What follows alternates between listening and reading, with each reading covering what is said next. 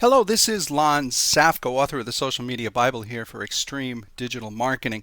And in this segment, we're going to talk about the 10 unbreakable rules of marketing and when you can break them. I know it sounds like an oxymoron, they're unbreakable, but when you can break them. And some of it is actually tongue in cheek, but really what it is, it's the 10 most important marketing rules. So let's just jump right into it and talk about those 10 rules.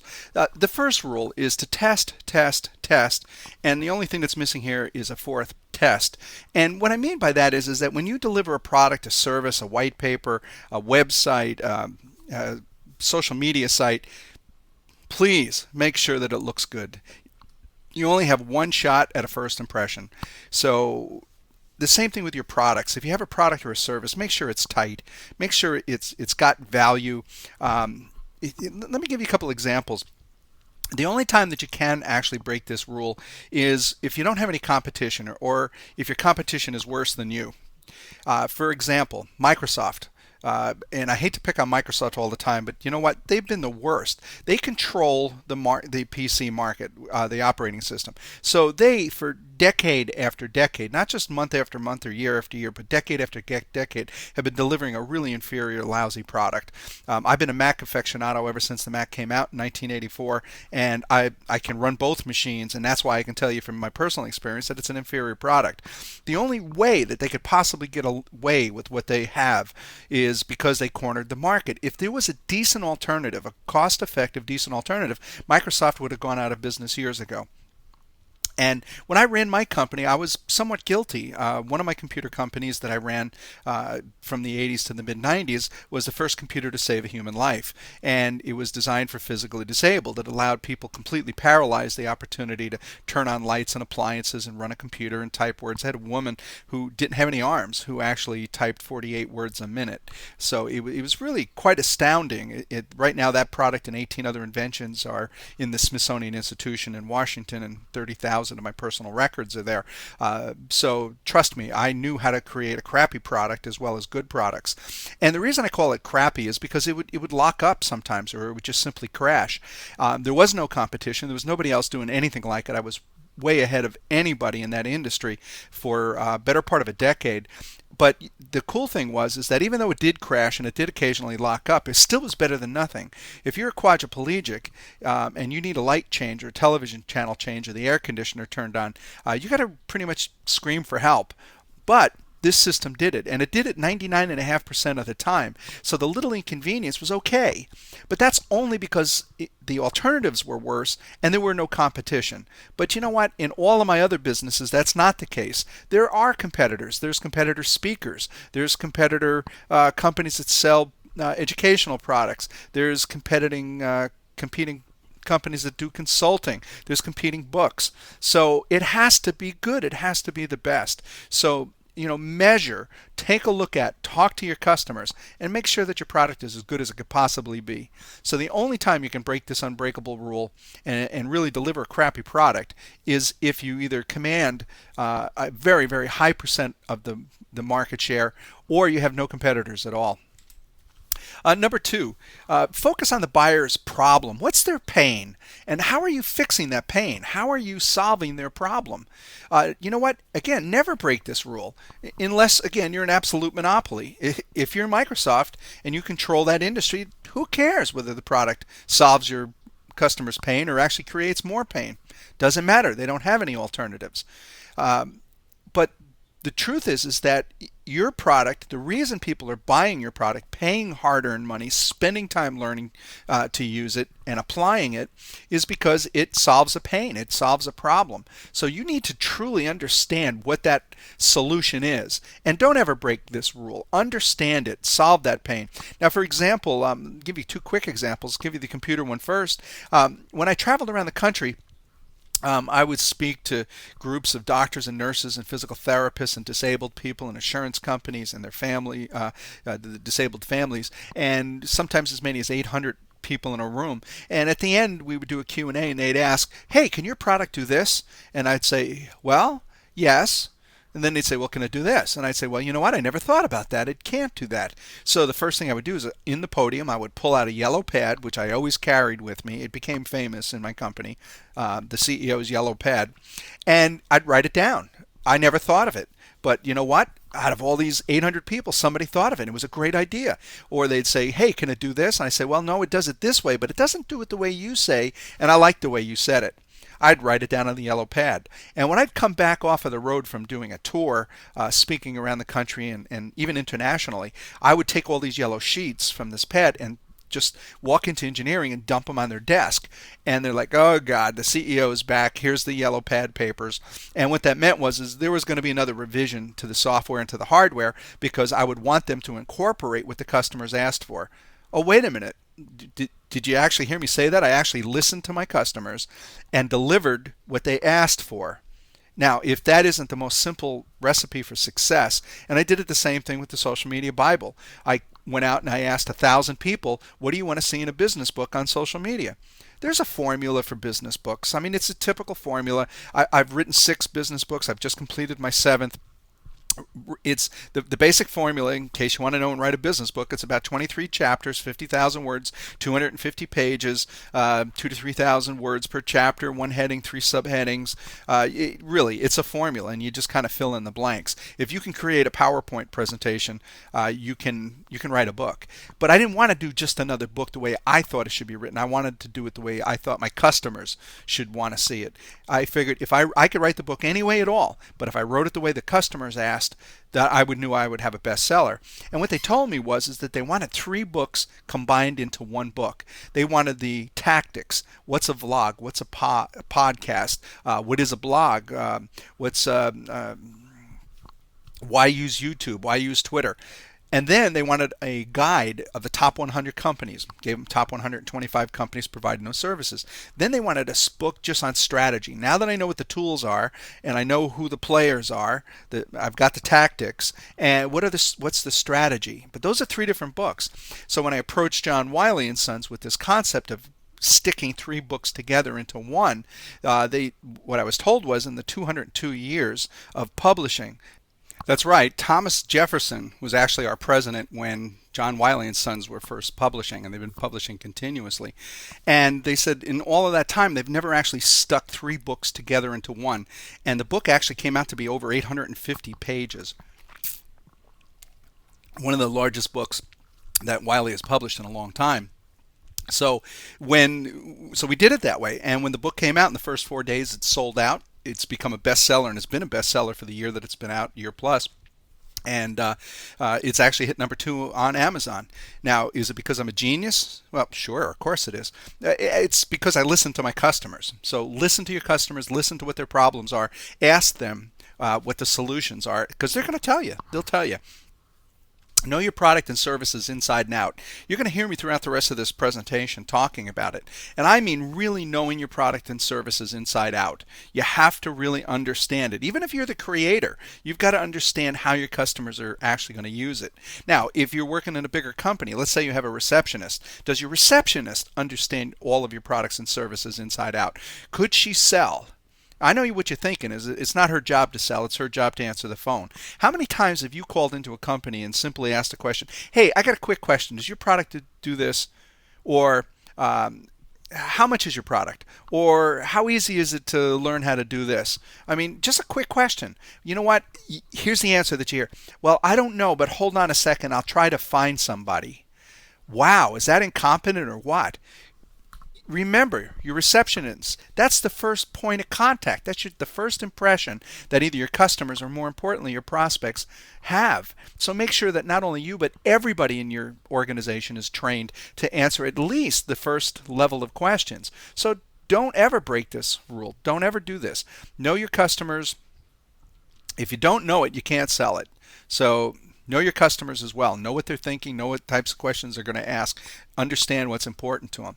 The other one, the 4th rule, And don't ever break this rule. And that's respect your buyer's time and intelligence. Respect your buyer's time and intelligence. You can break that rule when your business is being used as a tax write-off, or you just really like dealing with angry, unprofitable customers 24 hours a day. You know what? Nowadays, our customers are smart, we're intelligent, and so are you and I as customers. We research the products, we look online, we go to social networks, and we find out what our peers are saying about them. But when you work with a company, you have got to respect their time. There's nothing that ticks me off more than the hold time is currently 20 minutes. What do you mean the whole time is 20 minutes? Hire somebody. I don't care about your payroll. I'm not wasting a half hour of my time at my hourly rate waiting for you. Sorry about the inconvenience. No, there's no excuse for that. So don't waste their time. Never waste their time. Don't break the rule. You can lose a customer in seconds. And if you tick them off, yes, it's true. A happy customer will tell between 7 and 9 people, and an angry customer will tell between 15 and 17 people. So, you know, the days of snake oil, selling snake oil is over. We're just not going to fall for it anymore. So respect your time, your customer's time, and their intelligence. Don't talk down to them. They're probably as educated as your own salespeople are before they actually make the buying decision. So look at customer service and training and even marketing to some extent, not so much as a cost center, but as a profit center. Remember, customer service is a profit center. Your customers, if they're happy, will tell 15 to 17 people. If they're ticked off, then they're going to tell, if they're happy, they'll tell up to 9 people. And if they're unhappy, they'll tell 15 to 17. You don't want them out there saying bad things about your company, especially when 99% of the time it's really just a misunderstanding. One of my companies, papermodelsinc.com, we get angry customers occasionally, and it's because the post office loses their order and the kid misses their school project. I mean, that's awful, but it's out of our control. We do everything we can to ensure it, but the post office loses the products. Often, I don't know what happens to them. So the customers are really ticked off at us. So usually what we do is we give them a full refund and we let them keep the product. We actually let them keep the product and we give them a refund because we want them saying nice things about us. So honestly, make sure that you understand customer service is number one, and training of all your employees right down to your receptionist. Extremely important. Number 6, never advertise just once. Repetition is the soul of marketing success. And you know that. If you've ever watched primetime commercial television, you know how many Ford commercials and how many Chevy and Dodge Ram commercials you see.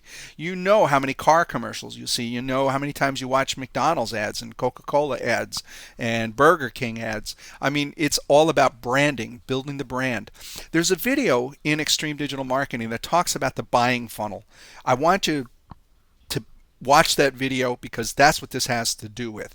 At repetitious advertising, meaning touching your customers many times, legally of course, it has to do with this buying funnel or purchasing funnel. And it's in my email chapter of my book because it's really important. Go watch that video when you're done with this one.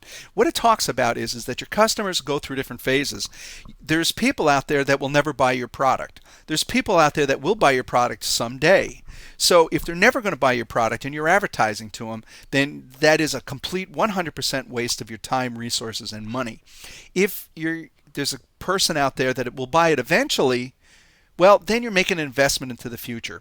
When you're investing in the future, that's called investing in your brand. That's your brand recognition. Make sense? Because what happens is that customer who will buy eventually doesn't want to buy or even thinks they will ever buy your product right now. There's a moment of realization that's going to take place in that person's life when they realize that they have a problem, that they have a pain, and that they need a solution. The first thing that they're going to do is start searching. And nowadays, we search through the internet. 10, 15 years ago, we used different methods. Consumer Digest and library. So, but nowadays we use the internet. So they're going to start searching. Well, okay, what kind of products out there that can solve my particular pain or my problem? And then they're going to say, okay, now I'm starting to get an idea. There are some solutions. Now they're going to switch from the search to the research mode. When they get into the research mode, now they're getting serious. Now they're looking at specific companies, specific products, specific services. Now they're starting to look at price. Okay, so now they're kind of getting a whole idea. Isn't this a great time? Think about it. Think about if they're in the search mode, you happen to touch them and your competition doesn't. If they're in the research mode and you happen to touch them, and I mean touch them with some type of marketing, isn't that great? Because you're going to get an extreme advantage, an extreme competitive advantage over your competition. Now, when they're gone through all these different cycles, and they get right down to the point where they're actually ready to pull the trigger and hit the buy button, what if you touched them just before that was to take place? Well, you could pretty much guarantee the sale, couldn't you? That's what I'm talking about. And that's what building your brand is all about, is staying in front of everybody so that when they enter that funnel, they're thinking about you and your product. And as they move through that funnel further and further down, which is also called the buying cycle, the amount of time it takes from the time that they enter that funnel to the time they exit that funnel or hit the buy button, you need to stay in front of them. So for example, you're going to watch a McDonald's commercial at 8:30 at night. McDonald's knows full well that you've already had dinner and you're not going to watch the commercial, jump in your car, go to a McDonald's and slap back a Big Mac. However, when you watch that McDonald's commercial 5 times during your favorite show, tomorrow at about 11 o'clock, when you're thinking, okay, where am I going to get lunch today? Guess what the only name that comes to mind? McDonald's, because you just got it hammered in the night before and went to sleep on it. Or Coca-Cola or any of these products. They also know that you're not going to buy a brand new truck at 8:30 on a Tuesday night. But if you were thinking about it, now you've got this competitive advantage. So it's actually better to take out 10 small ads than it is to take out one large ad. Space them over time, because if you take out one large ad and blow your budget, you're going to hit a lot of people that will never buy your product, a lot of people that haven't come to the realization that they even need your product, and you're going to hit the people in different areas throughout that buying cycle. And if you hit them early and you don't advertise again, then you're going to lose that brand recognition. Make sense? And also, never promote a product or a service that you don't believe in. You've got to be passionate about whatever product you're representing. You have to be sincere. You know, in social media, we talk about being transparent, authentic, and sincere. You have to be sincere, authentic, and transparent. If you're not transparent, your customers will see right through you. Honestly, that's an amazing fact. And you got to be passionate. My brother and I joke. My brother works for a Honda dealer in Denver, and we talk about the salespeople that work for him. And the common phrase is, "You've got to be fired with passion, or you will be." You got to be fired with passion, or you will be. So really, it's important. It comes across. Your customers know when you're enthusiastic. You can hear that I'm enthusiastic about what I'm doing right now. And if I wasn't, that would come across as well, and you would not benefit from these videos. Okay, never sell on price. Sell on value. Always sell on value, unless you're Walmart. If you're a commodity, you know what? Cool. If you are a commodity and you are selling strictly on price, and quality meant nothing, customer service meant nothing, and your competitors were doing the same thing, you know, knock yourself out. Think about, there's very few companies that can just sell based on price. Walmart, for example, based on price. You know that if you go to Walmart, you know you're going to get a really inexpensive price and an inexpensive product, and you know that the quality is not going to be top notch. The difference between a shirt that you get at Walmart and a shirt that you get at Nordstrom's, you know ahead of time it's going to be different. You also know that the price tag on it is going to be significantly different, and you know customer service is going to be different. Why? Because Nordstrom's has been a master at marketing value over price. They're selling value, the whole value, the piano player in the lobby, to the great coffee that they serve, to the incredible quality of the products, all the way to, and especially the return policy. But you're going to pay for that. But people do pay for that because that's what they want. And Apple Computer is another example, and there's 2 examples hidden in the term Apple Computer. The first one, Apple has never sold themselves based on price. It's always been on value. Ever since Apple's inception, Apple is 4 times as much as its competitor. Not 14%, 400% more. If you want a decent Macintosh laptop, you're going to pay $2,000.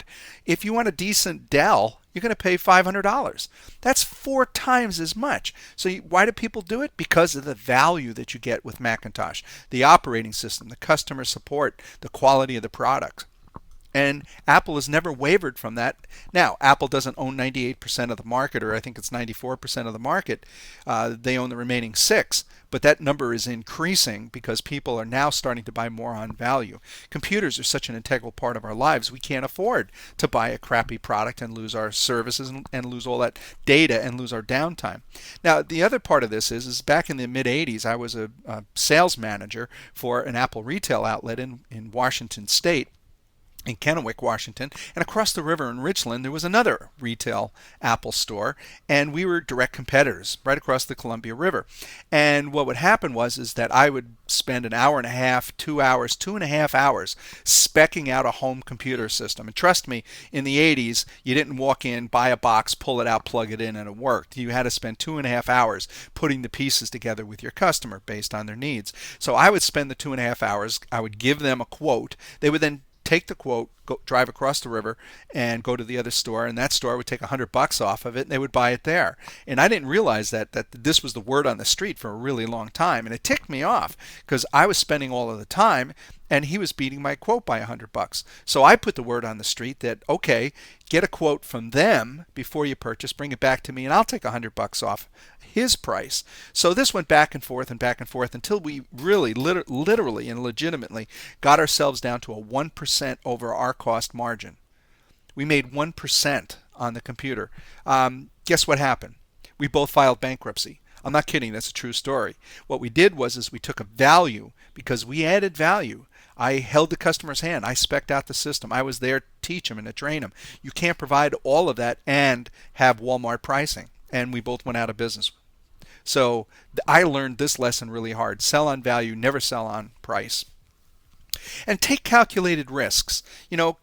Take them. It's okay to take a calculated risk. Think it through.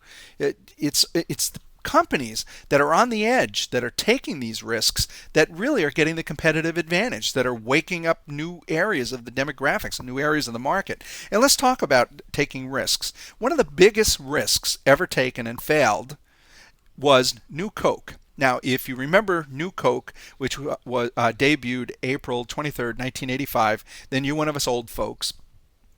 Yeah, you're probably over 40, but it was a huge debacle. And what had happened was Coca-Cola had been around for 75 years, since the turn of the 20th century, and it always had the same formula, always had the same taste, and it has a majority of the market, significantly larger than Pepsi. So all of a sudden they decided, let's go after the Pepsi market, and what we're going to do is we're going to change the recipe on the original Coke and make it sweeter, because of course more sugar will sell better. So they changed the recipe, and it did. It tasted sweeter. Well, what had happened, and Coca-Cola didn't even realize it at the time, is that they had this huge installed loyal base of Coke drinkers, and now they screwed with the original recipe. They took it away. They took away the product that the majority of the people in the world drank and tried to get them to drink something else. That was stupid. There was a huge backlash.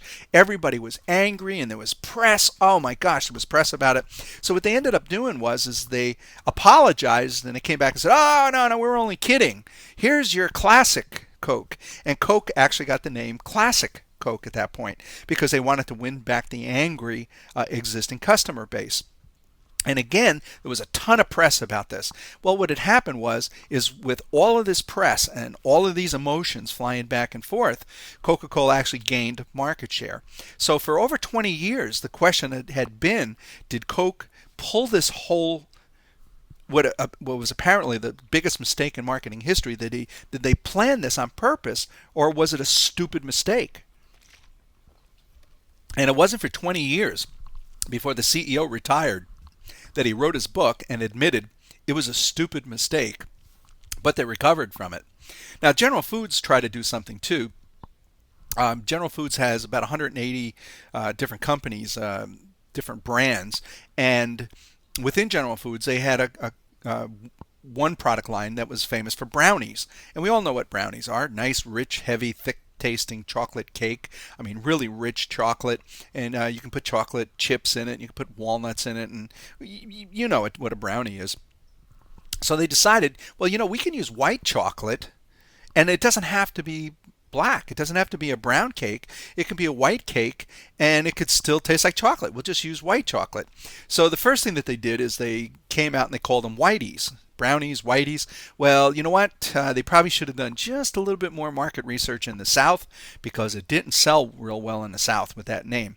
But they quickly changed it to blondies, and the product failed miserably, and it really never did recover. The problem is that when you made one of these products in their test market, and you made these white brownies, and you went to bite into it, you expected, when you saw the white cake, to have a vanilla flavor, and then you were kind of knocked off your center mark because it tasted like chocolate. It was really kind of weird and contradictory. Plus, I don't like the taste of white chocolate, and I guess a lot of people didn't like it either. So that product failed. Now, did it hurt their product line? Of course not. They were on the edge, man. You know, if you're not living on the edge, you're taking up too much space, period. You're taking up too much room if you're not on the edge. So, yeah, that was good. Also, about the same time, I think it was in the 80s, for some reason, products went clear. People thought that if the products were clear, that they were pure and wholesome and healthy. And so we saw dish liquid go clear, antiperspirants go clear, hair shampoo go clear. All of these products were going clear. It was really weird because everybody camped on to this clear campaign, and they pulled the coloring. Laundry detergent went clear. So Pepsi, think about this for a second. Pepsi Cola went clear. I'm not kidding you. There was a time where you can buy a bottle of Pepsi. It was as clear as water. It looked like seltzer, sparkling water, tasted like Pepsi, but it was clear. The problem again is that when you drank it, you expected the taste of water, but you got the taste of Pepsi. But when you tasted Pepsi and you saw water, your brain caught fire. So it was a big failure. But you know what? They tried it. So I give Pepsi credit for that. They were out on the limb. They were out there taking those calculated risks. Some of them work really well. Some of them not so much. But if you are not out there trying, if you're not on the cutting edge, then you're not going to win. If you're not in the game, you're not going to win. So the number 10 rule is focus on your niches. Figure out who you are and stay there. Expand within your niche. If you want to branch out, we saw General Motors branching out. They were doing all kinds of different kinds of cars, and Saturn was actually their only really successful brand extension that they had done in a quarter of a century. But I'd like you to take a look at a couple of these and just figure out why their extension didn't work. Fruit of the Loom laundry detergent. When I'm thinking Fruit of the Loom and then I think of laundry detergent, I'm thinking of my Fruit of the Looms and why they need laundry detergent and how they got there, and it just conjures up this image of, I don't want to go there. So, yeah, you know what? Fruit of the Loom is famous for making underwear. They're not famous for making laundry detergent. I can see how somebody in marketing thought that this was a good idea, but you know what? As a consumer, I'm just thinking, no, it's just not working for me. So that wasn't, and this is true. Kleenex baby diapers. Be careful which end you use them on. Are you blowing your nose, or you're wiping your nose, or using them as diapers? Again, logical. Kleenex is absorbent paper products, tissue. Baby diapers is absorbent paper products, tissue wrapped inside a plastic.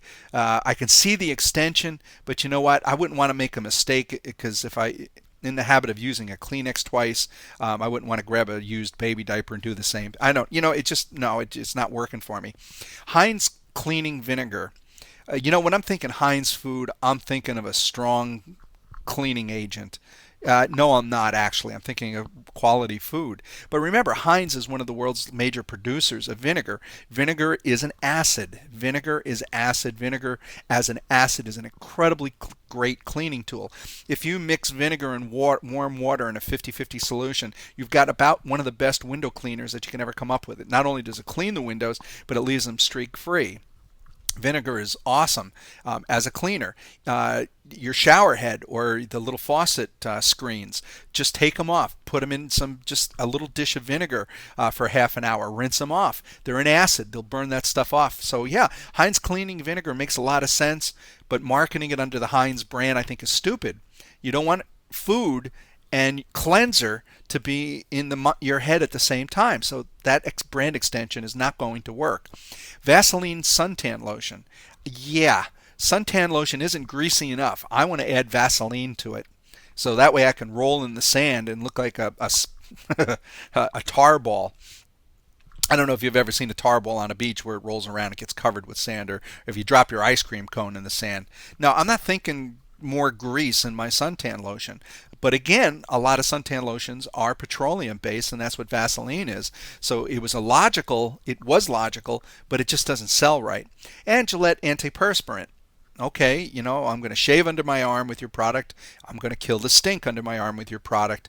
Yeah, but not so much. It just didn't work. And the last one really cracks me up. I mean, I'm looking forward to Sunday when I'm off work and I don't have any honeydews, and I'm going to take my hog out of the garage and put my motorcycle mama on the back and kick back with a wine cooler. Are you kidding me? Harley Davidson wine cooler. Yeah, I mean, I saw that one coming from across the street. So, sometimes brand extensions work, sometimes they don't. And then, even though this is a 1997, it's an old study, it's still, the numbers are still true. Ernst & Young study showed that 28% failure among line extensions and an 84% failure in category extensions. So, you know what? Calculated risks are good. Expanding your product line is good, but be real careful because most of the time they just simply don't work. So, let's kind of give you some homework assignments here based on these rules that you've seen. How well are you doing? Apply the 10 rules above to your product and service. Are you segmenting and A/B testing? That's something that we haven't talked about in Unbreakable Rules, but I wanted to introduce it. If you're not familiar with segmenting or A/B testing, go to the Power of Email Marketing. It's a 10-part, 4.5-hour series that I just recorded. It's part of Extreme Digital Marketing. And look at the segment on segmenting and A/B testing. I think it's going to open up your eyes. Also look at day parting. But segmenting is really important. It's about testing the variables, seeing what the results are, tweaking it, and then doing the campaign again with your new information and splitting up your markets. Okay, so what we're talking about, and I refer to it all the time, and I love this, and it's in my new book. It's called Rinse, Lather, Repeat. Rinse, lather, repeat. I want you to send a campaign out. I want you to test it. I want you to measure it. I want you to tweak it, and I want you to repeat the process. And keep doing that. And after a couple of times, you're really going to have a perfect marketing campaign, a very, very effective with a high conversion rate. So look at the 10 rules above and kind of grade yourself on a scale from 1 to 10 in each of the 10 categories. And really, let's see how well you're doing. And understanding what are your buyers' greatest problems. Do your headlines and copy speak immediately to those problems? Is that how you're selling your solutions? Are you identifying your customers' pain and problems? And are you focusing your headlines, your first sentence, and all of your marketing strategy around whatever relieves that pain? Number 3, are you intimately familiar with product and service? You've heard me talk about this. A lot of the 10 rules above either directly speak to it or infer to it. So you have to know, what are the 10 things that you offer that your competition doesn't? If I threw a yellow pad in your lap or a whiteboard, dry erase board, and I said, give me 10 things right now that you offer your customers that your competition doesn't, can you answer all 10 of those questions? How many of those questions can you answer? And after you gave it some thought, if you do this as a homework assignment, can you find 10 things? Well, guess what? If you can, those are your 10 most important things that you need to convey that information to your customers. You need your customers to understand what those 10 items are. That is a huge competitive advantage. And you need to understand it because if you're selling or representing your product, you need to have that information at your fingertips. And number 4, what steps are you taking to make the purchasing of your product or services fluid, easy, and quick? What is the user experience? If you're a brick and mortar company, from the time the customer walks into your store till the time they walk out of the store, what is the user experience? Is it pleasant? Is it well lit? Is there music? Does it smell good? Is it clean? Are there really nice, fresh, exciting displays? If you're a click company, if you're a virtual company online, do you present your products well? Can they find out about your privacy policy? They can find out about your return policy. Can they find out about your warranty policies? Is it easy? Is your shopping cart easy? Oh my gosh, you can't imagine how many people agree to buy the product, enter these miserable, unintuitive, confusing shopping carts, give up in frustration, and leave. And we had that problem with one of my companies where I'd never actually went through to buy it, and even the technician who put the shopping cart together never went through, and it was confusing and cumbersome. And what we found, we estimated we lost 20% of our purchases because it was just a very difficult process. And then, of course, we fixed it, and we did notice a revenue increase.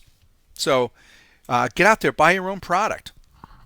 Are you upselling, cross-selling? Are you partnering with complementary companies? Here's what I want to talk about. There's two different really good points here, is upselling and cross-selling. Let's talk about that first. Are you upselling? If your customer is going to buy, let's say, a $20 product from you, they've made the decision to buy the product. Before they actually purchase, if you have a larger size, if you have a way of increasing the sale on that product, are you asking for it? Because remember, if they bought a $20 product and you now want to sell them a $25 product, they've made the decision to buy the $20 product, correct? Now you're simply offering them something at $25. Psychologically, they only have to convince themselves that it's only a $5 increase. Remember? Now they're only buying something for $5. They're not buying something for $25. So the upsell is significantly easier. In this case, 5 times easier than the initial sell. Make sense? So offer that. The other thing is cross-selling. Amazon is a killer at cross-selling. Anytime you've gone into Amazon and you've bought a product, you see right there it says people who have bought the product you're buying has also bought these products. So you're thinking to yourself, well, what do they know that I don't know? I'm smart. They must be smart. Maybe they're smarter because they bought these other products and I didn't even think of buying those products. Let me look at those products. Maybe I ought to buy those products. In one of my companies, when we implemented upselling and cross-selling, you're not going to believe this, we experienced a 35% increase in revenues. I'm not kidding. We put in an automated system that would upsell and cross-sell, and we experienced a 35% increase in revenues. We increased the amount of money we made by more than a third. Yeah, absolutely amazing. Now, the other part of this is partnering with complementary, non-competing companies. Are there companies out there that sell products or services that complement yours, and you complement theirs? And I know if you think about it, you're going to come up with a list of at least 4 to 6 companies that complement what you do. Don't worry about the competing ones because they're not going to work with you. But complementing, non-competing is the key phrase. If there is a company out there that complements what you do, meaning that if a company buys your product, that if they bought this other product, they would work together and would be helpful. Work with them, use their database, use their email list, use their marketing concepts, and vice versa. Sell their product, because if you sell your product and you can sell their product, then your customer has a combined solution that works better than just your product alone. And you're taking advantage of all of the work, all the time, all the money that this other company or these other 4 or 6 companies have put into developing their marketing channels. It's a really very fast way to increase your marketing reach and increase your revenues. And number 6, do you have a 6-month, 1 year, and a 5-year marketing plan? You know what? I'm not crazy about a 5-year marketing plan, but I do think that you should have a short term, a moderate term, and a long-term strategy. And that should be 6-month, 1 year, and at least 2 year, or maybe 3. What is your long-term strategy? What is your short-term strategy? You need to put together a plan. And if you're used to putting together those plans, you probably don't have a strong social media component. Trust me, it's absolutely integral that you have a social media component in your short, medium, and long-term strategy. Really important.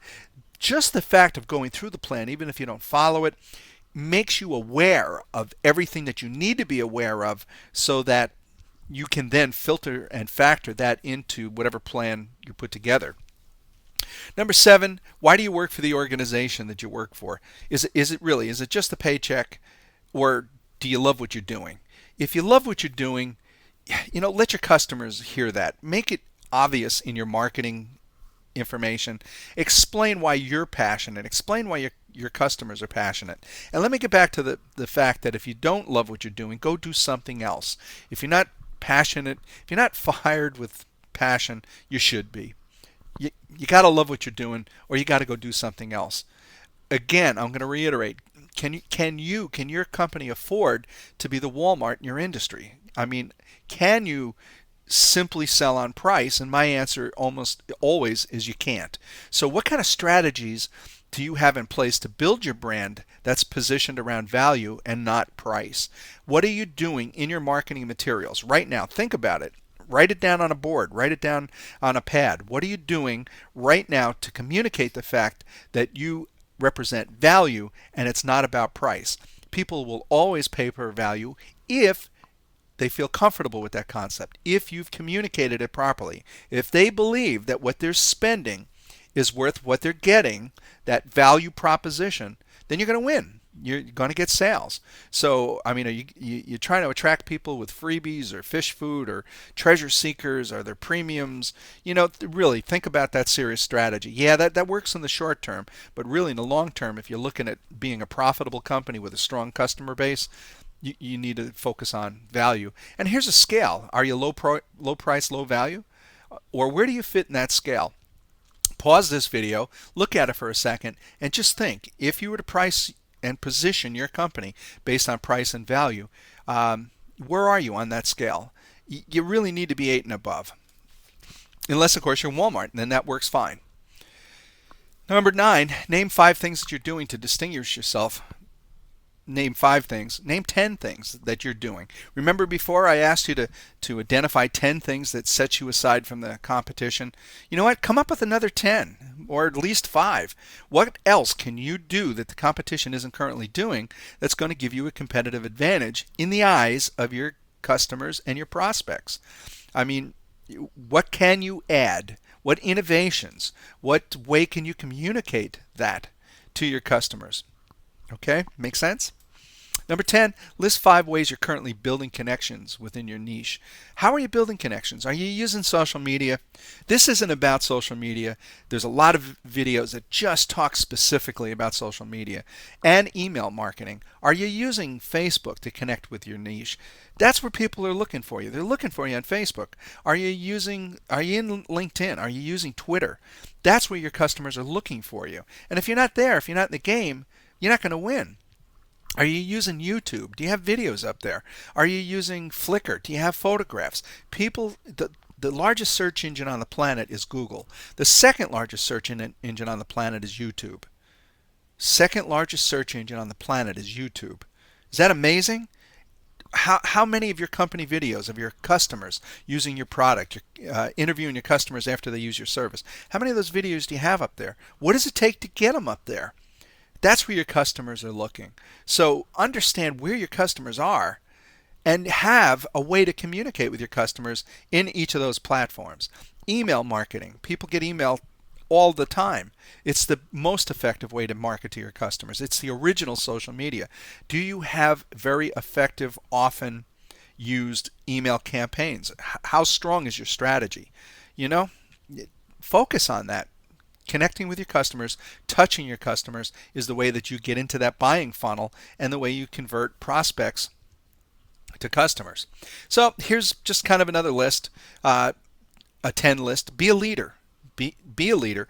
A blog is the most effective way to set yourself up as a perceived industry leader by simply writing a blog and communicating all of this incredible, I didn't know that information on a blog continuously. When your customers and your prospects read it week after week, they know that you are a leader in your industry. You're a thought leader. That builds confidence. Confidence builds trust. Trust builds sales. Sales are revenue. So, and make the most of your internet investment and your entire internet, all of your extreme digital marketing, anything that's on the internet. Make the most out of the time and money that you've put into email marketing, that you put into your e-commerce solutions, that you put into your website, that you put into your social media marketing. These are all phenomenal, cost-effective ways to market to your customers. So make the most out of those. And be first in their mind. Get out there often. Tweet them often.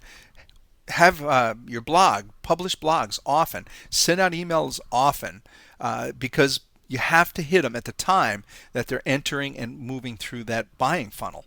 So, and it's the power of perception And it's about success, and you have to set your ego aside. And remember, if you don't like Facebook, that doesn't give you a good excuse not to be in Facebook. If your customers like Facebook, and 425 million people do, which more than likely includes your customers, it doesn't matter what you like. It matters what your customers like.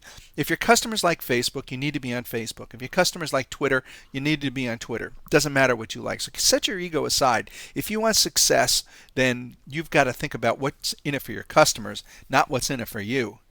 And a commitment to continual learning. You have to stay always on the cutting edge.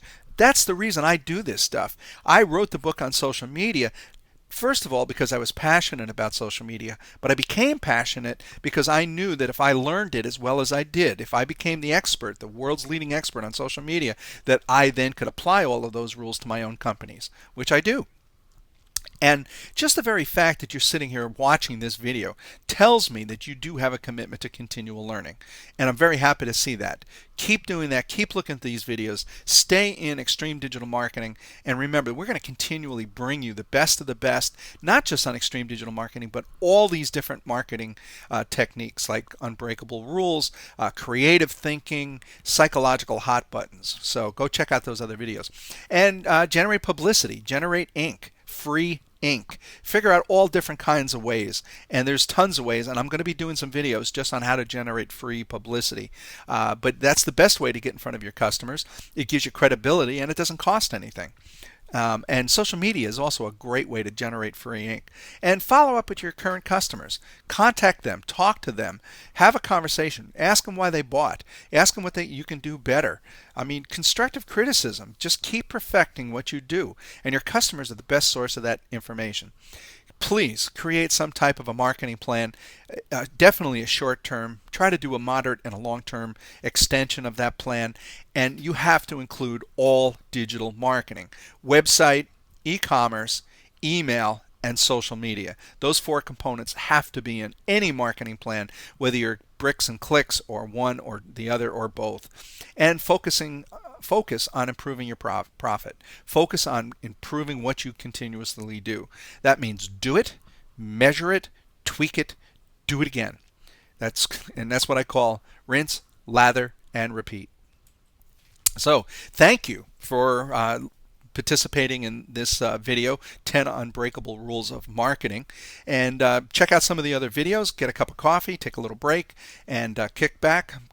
Go check out some other videos here at Extreme Digital Marketing. And as always, this is Lon Safko, the author of the Social Media Bible, here from Extreme Digital Marketing.